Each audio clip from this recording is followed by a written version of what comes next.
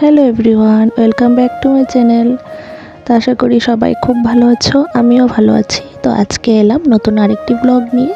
তো এই দিন ছিল সরস্বতী পুজো, আর আমরা সবাই সকাল সকাল উঠে স্নান টান সেরে একদম চলে এলাম ঠাকুর ঘরে পুজোর আয়োজন করতে। আর এই হলো আমাদের পুজো মণ্ডপ সরস্বতী মায়ের। তো ছোট্ট করেই করা হয়েছে এবার। তো এখানে দেখো আমরা সব ভোগের আয়োজন করছিলাম, ভোগগুলি সব রেডি করছিলাম। যেহেতু বলেছিল ঠাকুরমশাই সকাল সকাল আসবে, তো আমরা সেই অনুযায়ী রেডি করে নিচ্ছিলাম সব। তো এই হলো আমাদের সরস্বতী মা। তো তোমরা আজকে সাথে থাকো আর দেখতে থাকো আজকের ব্লগটা।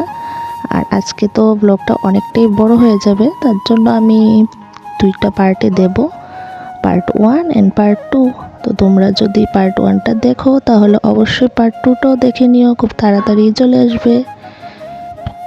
তো তোমরা সাথে থাকো আর দেখতে থাকো ব্লগটা। তো আমাদের এখানে পুরো একদম সব কিছু রেডি করে নিয়েছি, ভোগ টোগ যা আছে সব রেডি করে দিয়েছি, এখন ঠাকুরমশাইয়ের আসার অপেক্ষা।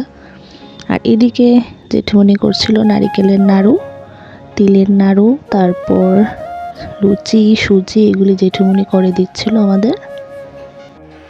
তো এখন বাজে সকাল 8:30। তো আমরা সরস্বতী পুজোর একদম সব কিছু রেডি করে রেখেছি। তো জানি না ঠাকুরমশাই কখন আসবে, উনি বলেছিল যে 8:30টায় আসবে সকালে। তো আমরা তো কোন সকালে উঠে সব কিছু রেডি করে নিলাম, আর এখন উনি আসেনি, প্রায় 9টা বেজে যাচ্ছে।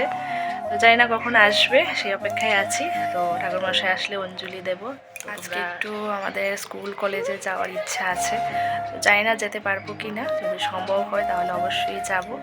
তো তোমরা দেখতে থাকো আজকের ব্লগটা, সাথে থাকো। তো ঠাকুরমশাই দিকে চলে এলো। যেহেতু সরস্বতী পুজোতে আমরা সবাই ছোট বড় অঞ্জলি দিই, তো সকাল সকাল যদি ঠাকুরমশাই এসে যায় তাহলে অনেকটাই ভালো হয়ে যায়, কারণ বাচ্চারাও তো অঞ্জলি দেয়। তো অঞ্জলিটা দিয়ে ওরা কিছু খেতে পারে। আমরা না হয় বড়রা একটু লেট হলেও প্রবলেম নেই, কিন্তু বাচ্চাদের জন্য একটু টেনশন হয় আর কি, তাড়াতাড়ি পুজোটা হয়ে গেলে ভালো।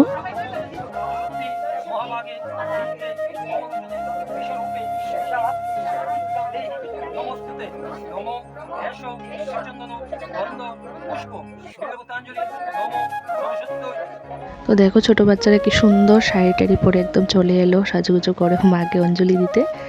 তো সরস্বতী পুজো মানেই তো শাড়ি পরা নিয়ে বিশাল একটা ব্যাপার। তা আমিও সেই ছোটোবেলায় এরকমভাবে শাড়ি পরে অঞ্জলি দিতাম। তো ওদের দেখে আমার সেই কথা মনে পড়ে গেল।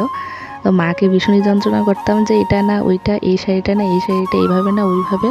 তো পড়াশোনার লাইফটা সত্যিই অন্যরকম ছিল, খুব মজা করতাম স্কুল কলেজে, তারপর স্যারের বাড়িতে খুব মজা হতো। এখন তো আর সেই দিনটা নেই, তো সেই এক্সাইটমেন্টটাও নেই। তো যাই হোক, আমাদের অঞ্জলি নেওয়া হয়ে গেছে। এখানে আমরা এখন প্রসাদ নেব, বাচ্চাদেরকেও প্রসাদ দেব। আর এদিকে দিদা, আমার দিদা শাশুড়ি, তো এখানে বাঁধাকপি কাটছে, বাঁধাকপি খিচুড়ি আর পায়েস করা হবে। তো এখানে পায়েসও হয়ে গেছে। তো মা করছিল সব কিছু, পায়েস, আর এদিকে মটরশুঁটি দিয়ে বাঁধাকপি করা হবে, আর এখানে খিচুড়ি বসানো হয়েছে। আর এই দেখো আমাদের পাকা বুড়িটা, ও শাড়ি পরেছে আর কি করছে দেখো।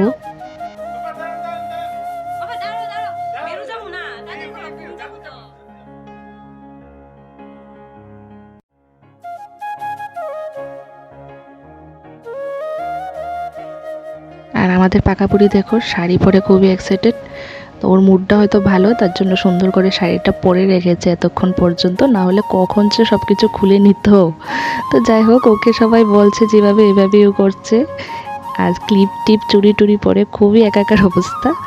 তো এখানে আমাদের খিচুড়িও হয়ে গেছে। তো চলো নেক্সট পার্ট খুব তাড়াতাড়ি চলে আসবে। আমি আজকের ব্লগটা এখানেই শেষ করছি। সবাই ভালো থাকো, টাটা।